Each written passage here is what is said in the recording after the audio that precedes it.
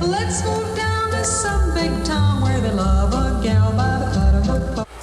All right, I wanted to talk about, like, once again, I wanted to talk about this 8 tracks, but I also wanted to mention that this was a collection from it says Fabulous 50s. I'm not sure when Buttons and Bows came out, the Dinah Shore song. I have it on 78. Not sure if that must have been the 50s, early 50s. But anyway, rechanneled for stereo. Let's talk about rechanneled for stereo for a second.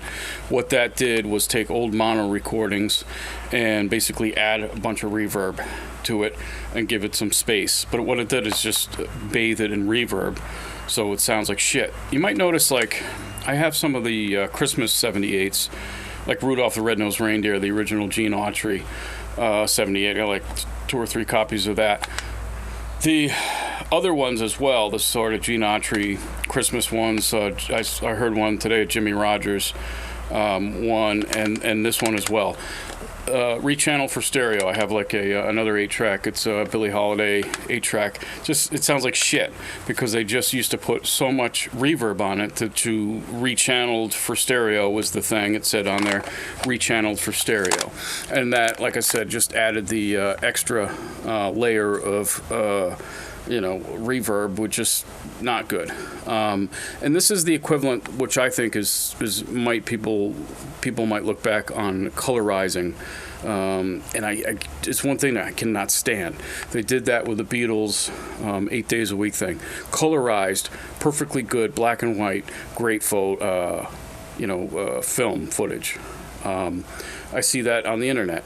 I'm like, oh, it's from 1910. It's like, and then they like changed the frame ratio, which is good because it looks better in a normal frame ratio. But instead of like, making it crystal clear, the contrast with the black and white, they fucking put this color in it, right? Which is like ridiculous because the color keeps changing. The colors themselves are not accurate. They didn't have fucking a bunch of like red cars in the 1930s, the 1920s. They didn't have fucking red Model Ts and like fucking yellow and blue and orange. They had like one color. That was the whole joke about the Model T, or maybe it was the Model A.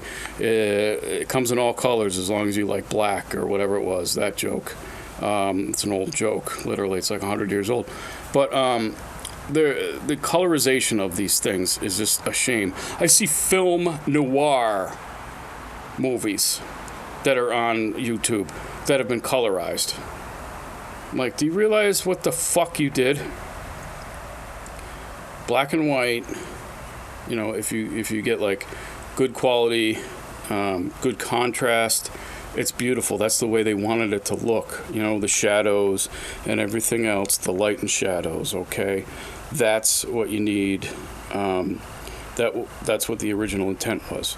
And to colorize a lot of these, I could see colorizing like just basically street scenes and things like that, but even that is dumb. Like I said, the color is like changing.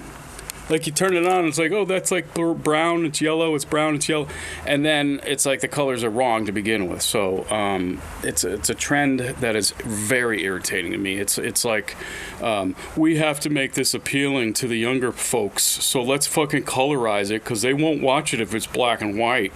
Really? Okay. Yeah, not good. Yeah. Just reminds me of another thing. Reaction videos. Oh, a 20-year-old vocal coach is going to tell me how good Ian Gillan from Deep Purple is. Oh, well, let me pull up a chair and listen. Oh, you're 20 years old and you're a vocal coach. Okay. All right, and now you're going to like react to Ian Gillan. Oh, a classical composer who's 34 is going to like listen to something like ELP or something and be like, okay, well, let's have you validate this thing, this piece of art that's already there, so we can like relate it to the younger people of today. Really? That's got to be all like geared towards them. It's like AI, for lazy people. Like, we don't want to do anything. Let's just rely on AI. What could fucking possibly go wrong? I'll have a reaction video for that after this.